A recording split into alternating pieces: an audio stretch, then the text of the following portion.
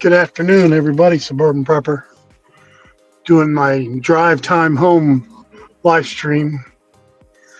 I watched a little bit of the video this morning, and I'm learning how to make better videos. And so I had to increase the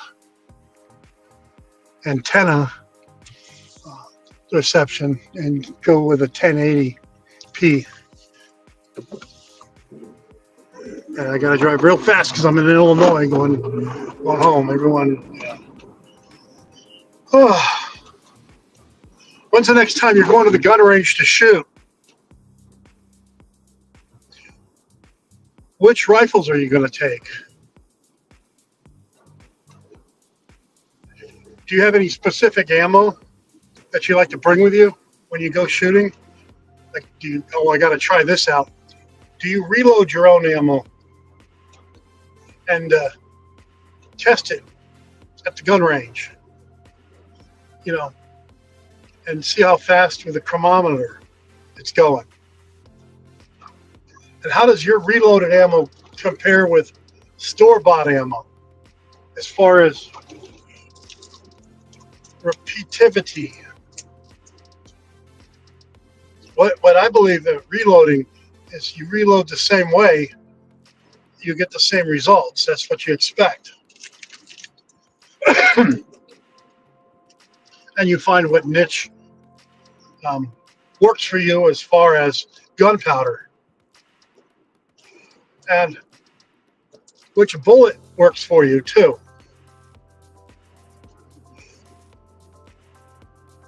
I got a thing to do blank ammo, but I'm still afraid to reload in my basement, ladies and gentlemen.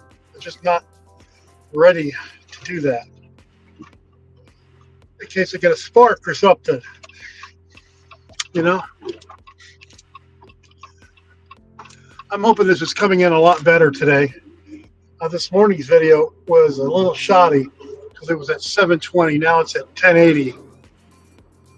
So I wanted to do a stream. I don't usually do afternoon streams, but I wanted to try. And I can upgrade to 5 channels, so I got to find 2 more channels to put my stream on. I want to put it on a YouTube group, but I got to get permission from the group people to do it. We'll figure something out, ladies and gentlemen. So one of my next videos, I come up with video ideas all the time, is for new AR-15 shooters. And the dilemma is, what do I take to the gun range? Because you don't want to take junk you don't need. You want to pack what you do need. And I think I'm expert enough now that I can tell someone that's a new AR rifle, AR-15 shooter, what they need to take to the gun range, ladies and gentlemen. And my suggestions might surprise you. So stay tuned for that video. I can't do those kind of videos live because you have a lot of people holding weapons live on the channels. So I don't do it live. Thought I could get the camera thing to go like this, but it doesn't work like that.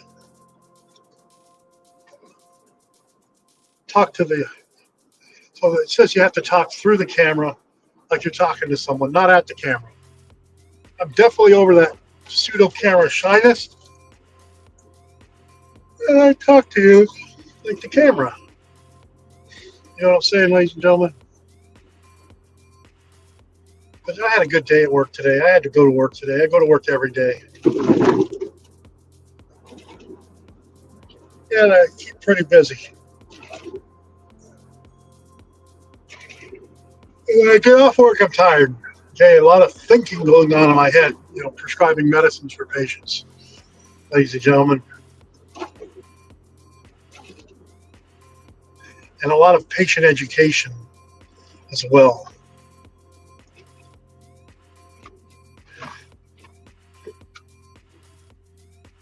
And today at work, okay, when I'd have a patient say "really" to a comment that I would make, or a fact that I would say, I said, "Yeah, I wouldn't make something up and tell you. I'm telling you what's up." Of course, anyway, let's talk about AR-15 rifles. Let's talk about freeze drying. Let's talk about gardening. Let's talk about some prepper shit. Okay. Obviously, well, you can't tell, ladies and gentlemen, but it's cloudy out today. So we can't use the sunbeam to create a fire. Oh, I had to. Now, this may not sound special to you, ladies and gentlemen, but it was special to me. This weekend when I did my smoking, I smoked chicken and some beef ribs. I got the whole thing started with one match. And it was windy as hell out here this weekend here in Northwest Indiana. Got one match and I got it started. And I don't use gasoline or charcoal, you know. I got it started. I was so proud. I got it started with one match. And I let it go several hours. It was a hot smoke, ladies and gentlemen. When I smoke my meat, I burn it high, okay? Well, that's the only way you can burn it, unless you shut the oxygen levels out, and it does more of a smoking. Is that the vehicle that's not a Jeep? Okay, that is a Jeep. There's a guy around here that has the O.J. Simpson truck, you know what I'm saying? But it's got a Jeep logo on it, and I just thought that was just so weird. Now I'm wondering, this guy in front of me, he's got a crossbones skeleton with a red beret. I got it. You're not passed out from driving. So, ladies and gentlemen, I think I'm going to do a freeze dry video again this weekend. And I want to freeze dry another meat. But here's what I want to do, ladies and gentlemen. To bring it up a notch, I want to cook the meat in my solar cookers outside. And then I'm going to drain the meat, because you don't really want to cook a lot of fat or freeze dry fat, okay? I think it's yucky.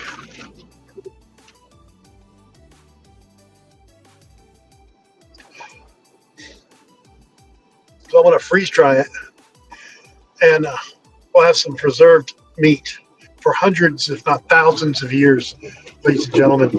I think that's how long freeze dried meat and everything else that's freeze dried would last. It would last decades, no, centuries, I think, ladies and gentlemen. Anyway, I haven't seen the new Thunderbolts movie yet. Okay, well, I like the Marvel. I'm more of a Trekkie. I don't really know. Some of the plot stuff came out. I don't know who the bad guy is or what. And I've avoided watching a lot of the folks on YouTube and stuff that talk about, they get their showdown or whatever about the movie. I'm not watching it. Might watch it at the theater. I may wait for it to come out, because they usually come out 3 months after they're released.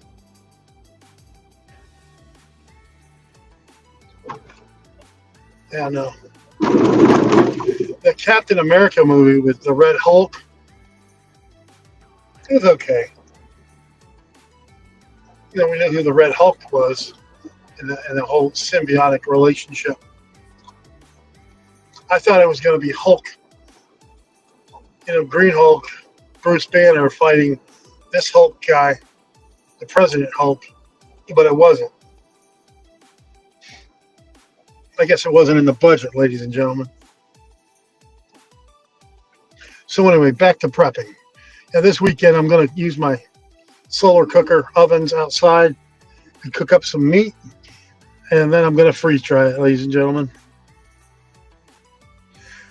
And then I might do a little demonstration of how to reconstitute the freeze dry meat and various other substances other than water, ladies and gentlemen. You can reconstitute it in anything you want. You want to make a teriyaki flavor, you reconstitute it in some teriyaki and some water, let it sit overnight, and it becomes teriyaki. You want it to just reconstitute in its own water, beef, you just put it in beef. You want to get it marinated in barbecue sauce? Well, ladies and gentlemen, add some water and barbecue sauce. That's the great thing about it. Whatever you want to flavor it with, and that flavor goes inside the meat, not just on the surface. It gets absorbed in because of the dryness, if you see what I'm saying, ladies and gentlemen.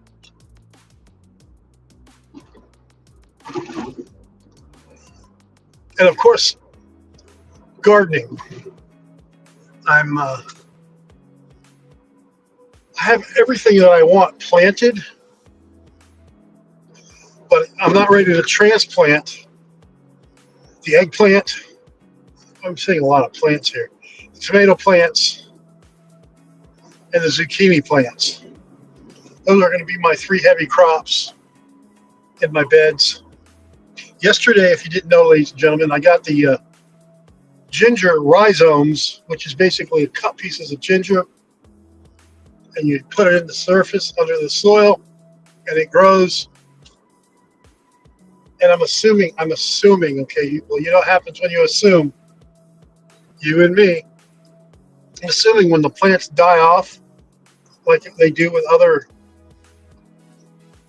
like potatoes and whatnot, is when you harvest the ginger. I'm not quite sure, ladies and gentlemen. This is my first year planting it. Has anyone else ever planted ginger?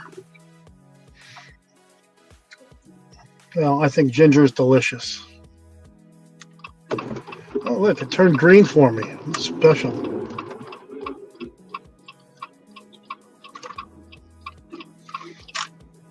So as I turn here, I'm going on this road. It turns into 1 lane, but there's 2 lanes before you turn into it. And sometimes some drivers think that they can just cut you off in the lane. If they want to cut me off so bad, just go ahead of me, right? What do you think, ladies and gentlemen? I drive in the right lane. Unless I'm doing something, turning off in the left lane, I'm a right lane driver. All right, boys and girls?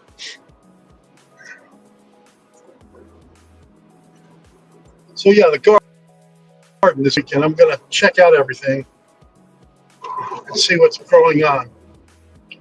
I've got all the carrots and green beans planted. I might plant some more carrots in different places. I don't know. We'll see. Carrots can be grown well into the fall, but not the winter. They didn't survive the winter. We're out of that. But they can. You can get 2 seasons of carrots because they take 70 days to grow. Okay, and you get a good at least 140 days of growing weather. So as soon as one crop harvests, you plant the other. And there you go, ladies and gentlemen. That's how that works. So I plan on, and since I started early, I'm going to get the maximum with the tomatoes, the maximum with the eggplant, and the zucchini. Once the zucchini's grown, you've got that space open for other things, ladies and gentlemen. Plus, you start getting your compost material with the zucchini plants and stuff. And anything else from the zucchini you don't eat, put it in the compost bin. Then, of course, it gets mushy and starts breaking down and has that compost smell, if you know what I'm saying. It smells like victory, ladies and gentlemen. It smells like victory. So, driving on the way home from work, trying to see how my feed is going here. I have a little background music playing. Someone left a comment about how it's too loud, so I put it on the I like to have the background music. It's real, I think, pleasant to the ears, but not so loud. And I have to make my presence known, talking through the camera to you, ladies and gentlemen. I'm talking to you. Okay? And I hope you feel that. If you want, I could do a knife hand, ladies and gentlemen, if you're so inclined to the knife hand. Okay? But whatever. So here I am. What else am I going to do this weekend? I want to go shooting at the gun range. I want to take my 50 cal out to that special place where I can shoot my 50 cal. I'm feeling up to it. I got my energy level back. It's just such a long drive, and I'm paying for it. Yeah, I'm going to go do that. I might bring my camera. The other camera I got, my professional camera now, plus this is my phone camera. I'll bring the power supply to keep everything charged. So I got a new Anchor power supply. And right now I have that plugged into the outlet to charge it. But I can get a solar panel, okay, that didn't come with it. I got to research that, ladies and gentlemen, and get a specific solar panel that I can use with it. It's probably just going to be a 50-watt panel, if that. But anyway, I digress. That's what I'm going to do. And I also have the other miniature, with a 300-watt solar generator battery that I can take with me. So if I go sleep overnight somewhere, like in a tent, and I use my CPAP machine, I can have electricity and do that.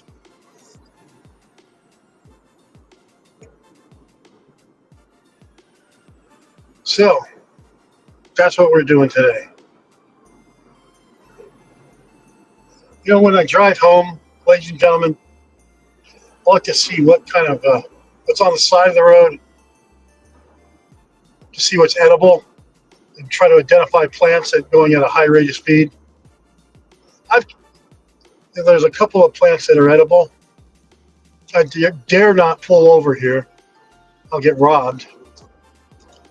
But you can just see, ladies and gentlemen, on the side of the road here, because it's a forest preserve on the other side of the road.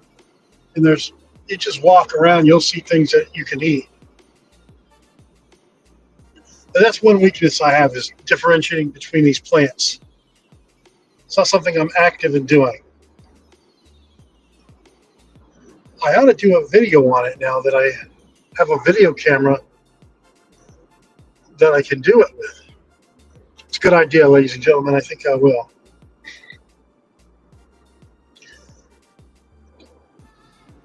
At these hunting grounds, these state-run hunting ranges that we have, I think they have some walking trails to go walking in the woods. They don't let you camp in the woods. I don't know if you can camp at the gun range, and I don't think so, because they lock it down after. But sometimes when I was in the Army, okay, in different organizations, we would camp at the gun range. We would just sleep there, okay, with what we had packed in our rucksack, and it was a beautiful thing, except when it rained. But even when it rained, it was still a beautiful thing. And they would marmite out chow or eating MREs, whatever. When I say marmite, that's what when you're out in the field, you get a hot meal, they put them in marmites. They're called marmites. I don't know what the civilian equivalent is. And it preserves the heat, and then you feed it to the troops. And a lot of times, me being a medic, I had to feed people too.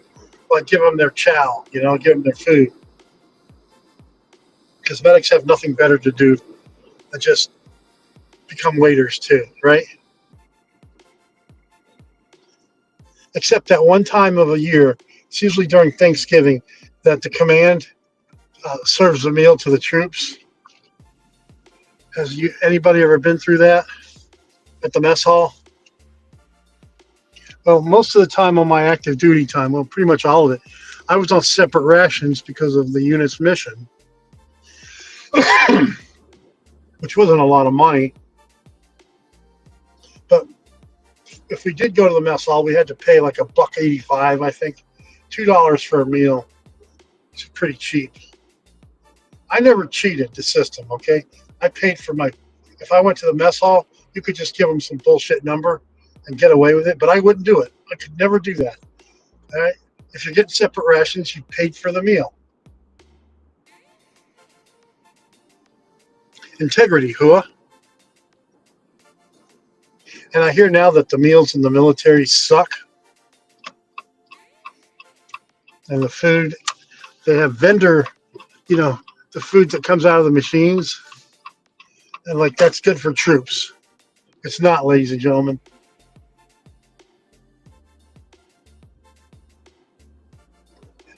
Anyway, I digress. This guy following me?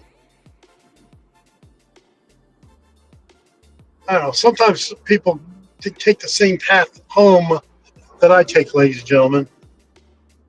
And so the paranoia in me thinks that somebody's following me. Well, they may just be wanting to go to their own house. And I'm not that special anyway, ladies and gentlemen. I'm really not. I got no ego. And the other thing I do when I drive around is I like to look for pieces of like wood that I could just snatch up. But, if people put wood out in the driveway, not in the driveway, but, where you drive, you stop in, you snatch up and you put it in your back. And things I can compost. But if I'm going to take someone's leaves and stuff, I mean, you got to be courteous and take the whole thing and not leave a mess. So I don't really do that. But yeah, I compost the hell out of some leaves, ladies and gentlemen. They make for great. They become green. They're green and then they become browns and they break down into the soil and they become the dirt again. That's the great thing about leaves, ladies and gentlemen. Although this year with our trees, we didn't really get that many leaves. It all flew away. It's been a pretty windy spring and winter mix. See, like that plant right there, that's edible. It's a wild lettuce. Well, you can't see it. I saw it, ladies and gentlemen. There's a wild lettuce. And people, they spray pesticide or herbicides, I should say, to kill these plants.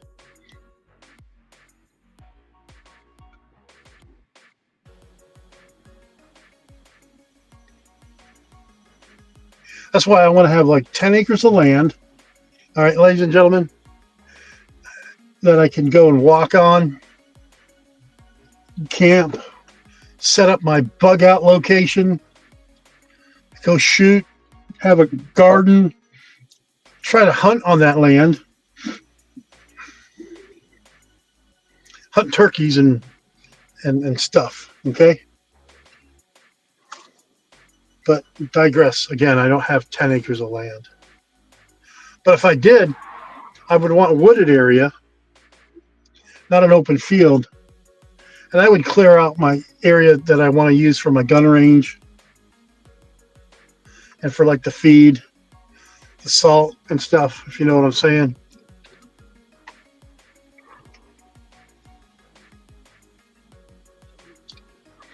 And I would find a place to hang up something on the tree and do what has to be done. I've been on the channel for 25 minutes now.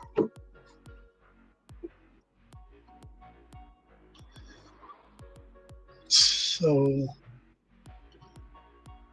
how's everybody else's day today? Leave a response. Tell me if your day was good, or bad or nothing. I mean, I was really busy today at work. Really busy. It's something that the people that schedule the patients, when they're brand new patients, I'm supposed to have, I know somebody's going to laugh at this, 60 minutes to see the patient. But by the time the nurse gets done seeing the patient, I don't have 60 minutes to see the patient, and I have to rush.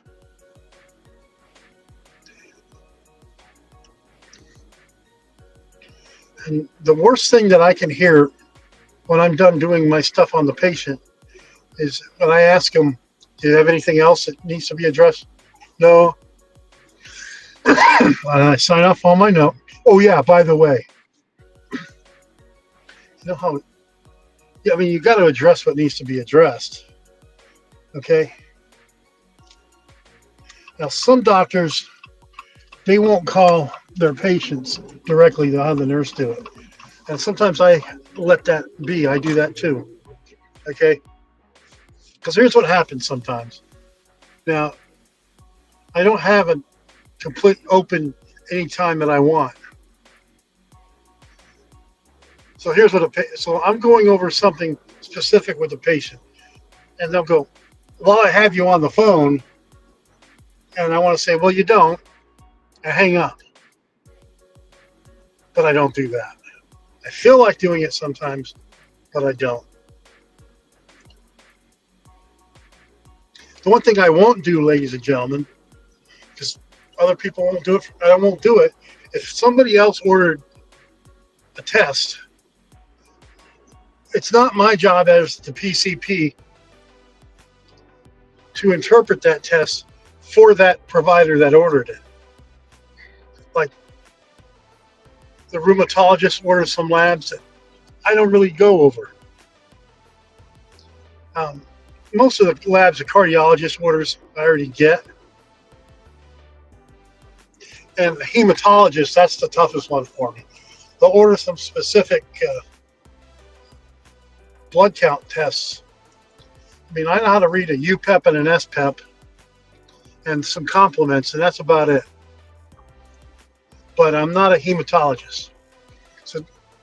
So I've had patients tell me, well, if I get the results from you, I don't need to see the hematologist. So you just go over it with me. I'm like, no, I'm not a hematologist. I can tell you what the results are in my vague interpretation, but I'm not a hematologist. I'm a nurse practitioner. Basically, I do internal medicine. I know I don't know everything, and I know I don't know everything, and nobody does. Oh, there's a Jeep. I got to say hi. How am I going to do it? Don't do that bunny rabbit. And they didn't say hi back. Das Boot. Anyway. So that's my one thing. I don't like other doctors. Hell, a patient, I was overhearing a patient at an appointment that I had as a patient. The nurse said to the patient, because the patient asked to go over some labs that he didn't order.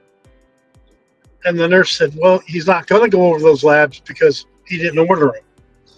Go talk to your other doctor that ordered it. Which makes sense. But it seems like, you know, if anything else, you just dump it in the PCP's hands and let him or her take care of it. PCP is primary care provider.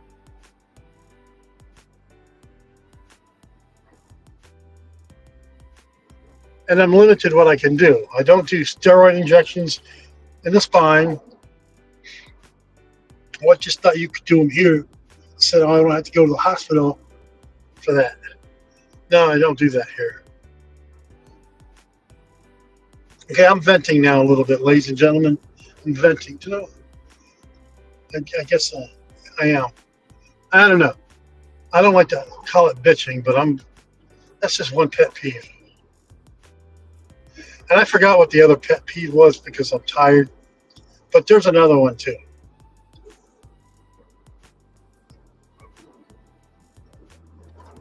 The other one, well, there's another one of another one. Like my other doctor let me do this or order this for me. Why don't you? Because I don't practice that way.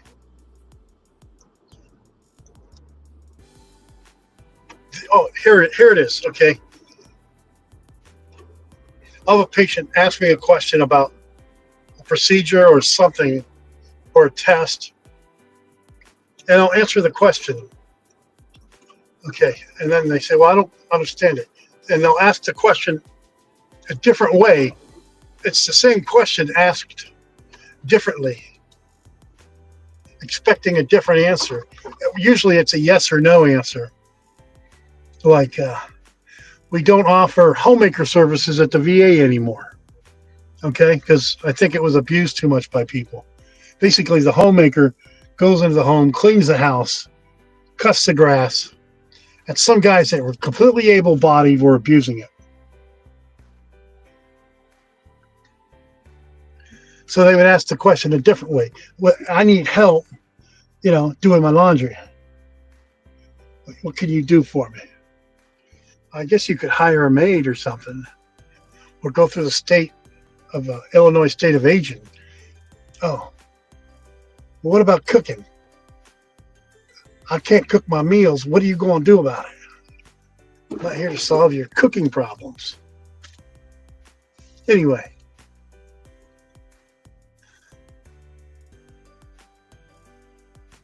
The one thing that, now there's some patients that need some social services, I get it, and I don't mock them.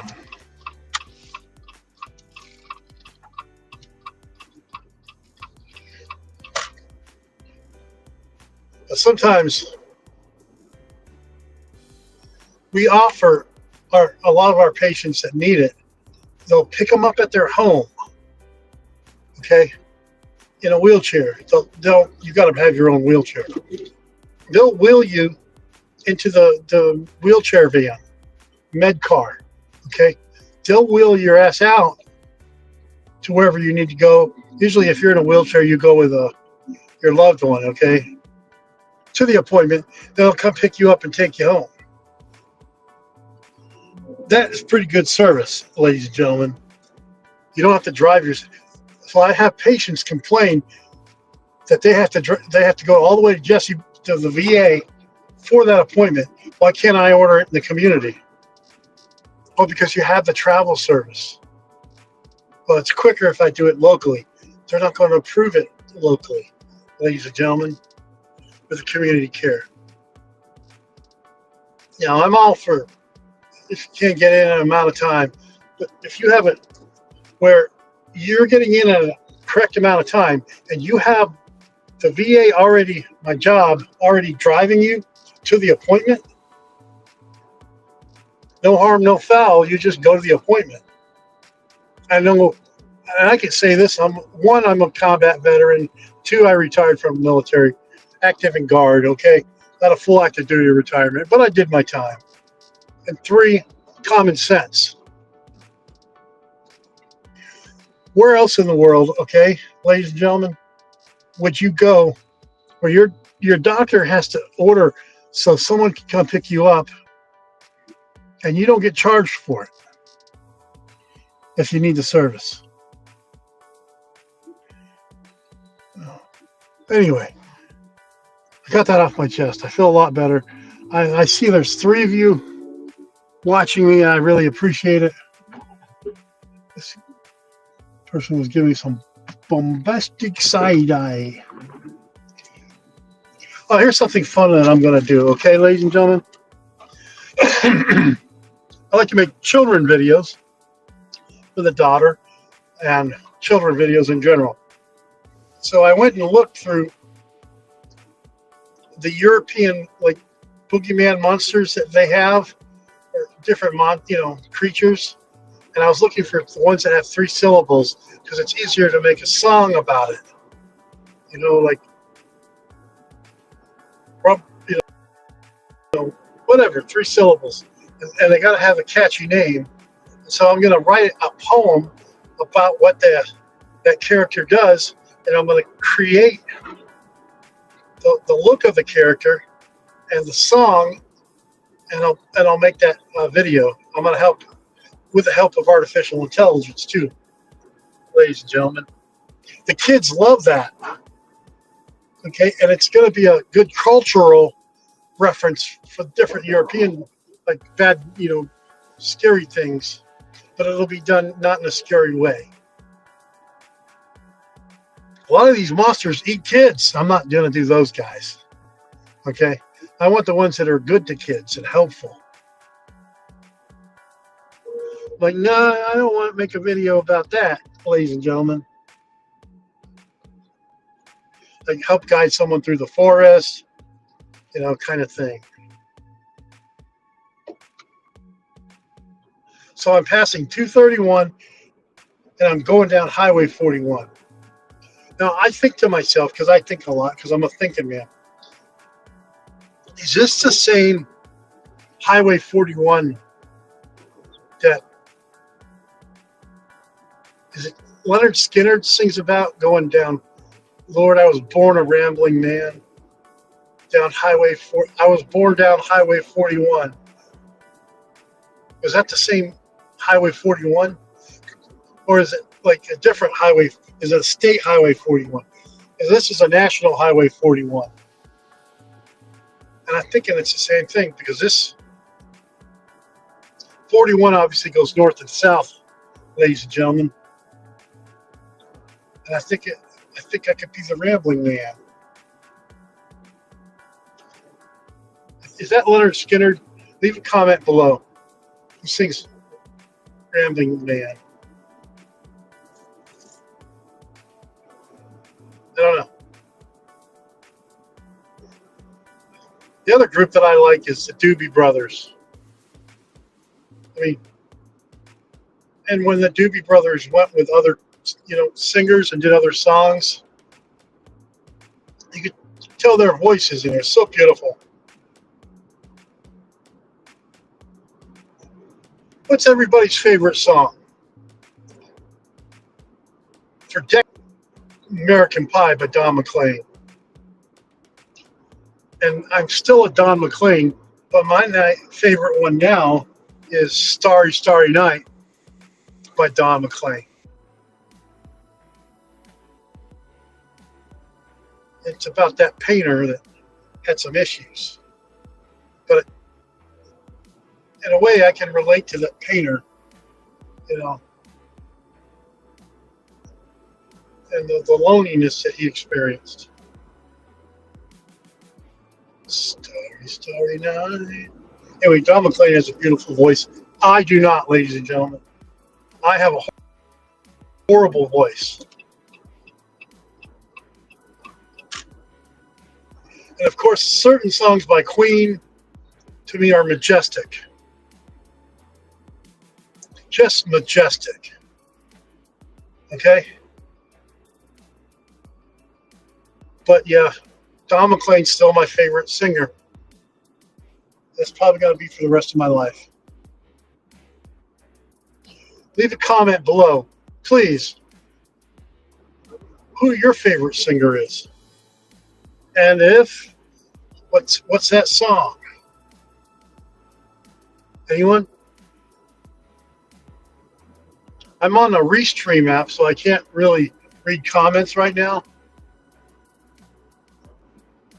But I'm so afraid of technology sometimes that I'm afraid to push buttons, and I didn't know these other things that I could be done with it. I mean, I know me touching the thing isn't going to make it break, ladies and gentlemen. So we're in friendly territory now in my town. Oh, look at that Jeep. They got a cool color, like a desert color Jeep Gladiator. Wow, that's pretty.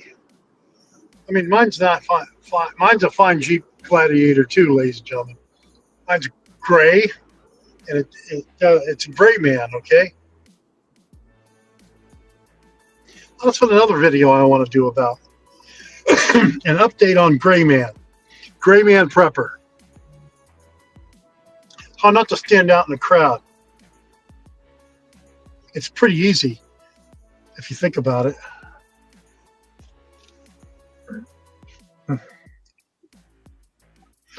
Just don't go in the crowd to begin with.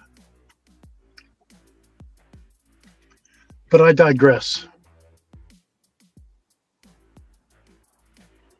So I'm at the intersection of I don't give a shit and I could care less. Just sitting here waiting to go.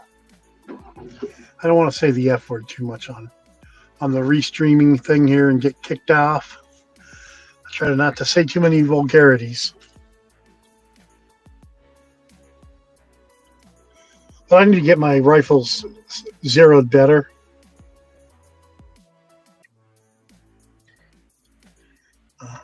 Going to do that, but I'm only going to take one rifle at a time. When I went to zero my rifles a couple weeks ago, my eyes were seeing the glory of looking through a scope. They were tired, and I have different scopes for the different rifles based on, well, they're not all the same, ladies and gentlemen. I mean, I just can't buy 20 scopes. This one goes here, here, here, here. And I have a Mark scope, which is a 10. That's an expensive scope, and I can't find it. Did I give it away? It's probably on one of my bolt action rifles. It's a 10 by 40. And the magnification is it 10 by 50 or 10 by 60. But it's got great magnification. But the thing is, on a hot day, you can see the gases go by on the scope. It's so good. And it's hard to zoom in on that target, but you can. It doesn't need to be zoomed into 60. At most 30. And then it starts getting a little blurry at 40. And that's when you're shooting at 1,000 range target. And I'm going to wait because I am not a speedster. And this person behind me is probably pissed. I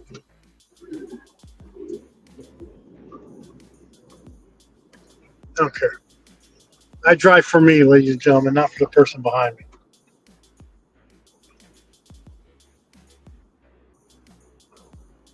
So on the road that I'm on right now, everybody knows that they have a cop stationed on the intersection where you can't see it because there's a curve in the road. And then all of a sudden, they pull you over. So you can't speed down this road. And two, there's a high school or an elementary school about 600 meters due south, of course. I'm going east right now. It's about 600 meters, I'd say.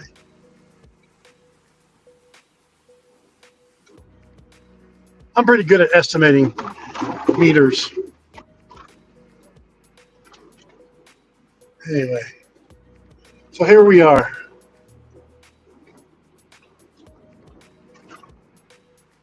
Thanks for those who joined in today for my ad hoc live stream for the evening prepper update. Putting into my Suburban division, the prepper suburb division. So I've marched this out, okay? It's going to sound a little weird to you, but I marched, I've graphed this out on a piece of paper where the security points need to be in my subdivision, okay? Where you need to mount entry points and exit points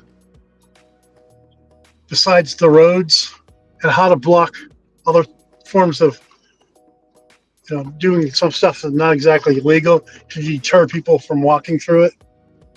I saw the same girl, or I don't know if she's a girl or a woman or whatever, walking yesterday the same path. I can't, if you're under 30, you still look like a teenager to me. You know what I'm saying? Can't tell anymore.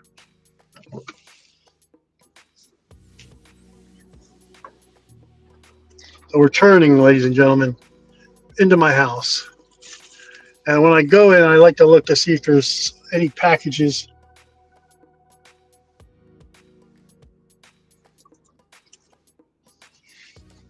So some of the prepper guys, when they make their videos, they just record themselves in their car, and they're not driving or anything. They're just recording it. And they talk like this. And they probably have all the words written right here, so you can't see it because you're looking right at the phone. But I need to work on my presentation skills. Presenting on YouTube and all these other restreams, it's a lot different than doing a live presentation in front of an audience. It's another art. So I'm going to end it. Everyone have a good day.